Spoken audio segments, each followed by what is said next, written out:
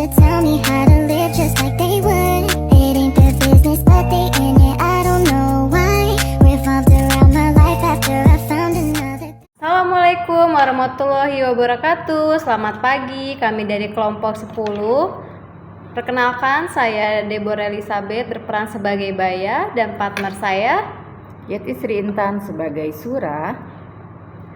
Kami berdua ingin menampilkan video storytelling dongeng cerita tentang asal-usul Surabaya. Selamat menonton guys. Jangan lupa subscribe, like, and comment. Hiu Sura dan Buaya Baya.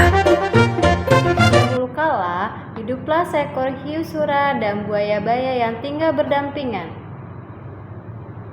Karena keduanya sering bertengkar memperebutkan makanan, mereka akhirnya membuat perjanjian yang saling menguntungkan. Aku bosan harus berkelahi denganmu, Baya. Aku juga bosan. Sura, bagaimana ya supaya kita tidak bertengkar lagi? Mendengar itu, Sura pun berpikir panjang.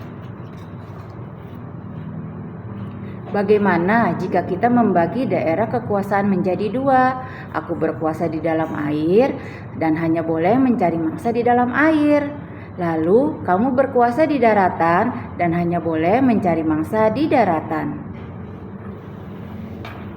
Baiklah, aku setuju dengan ucapanmu.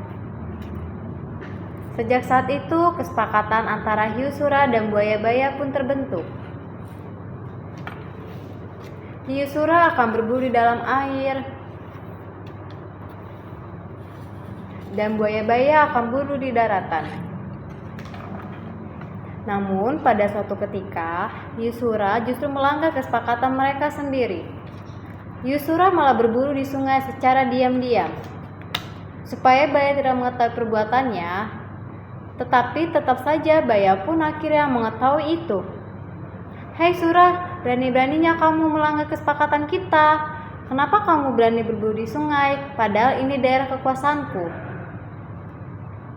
Melanggar kesepakatan, bukankah sungai itu air dan aku jelas-jelas adalah penguasa air?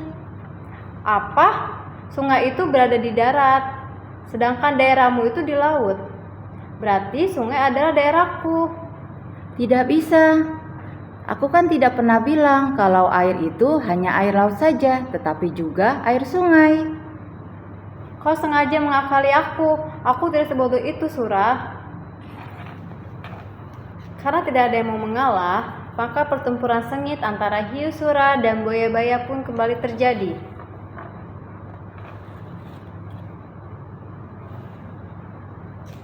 Dalam pertarungan dahsyat ini, pangkal ekor sebelah kanan baya digigit Sura, sehingga ekornya terpaksa bengkok ke arah kiri.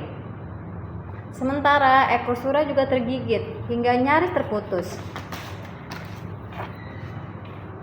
Sura pun kembali mempertahankan dan buaya berhasil mempertahankan daerah kekuasaannya.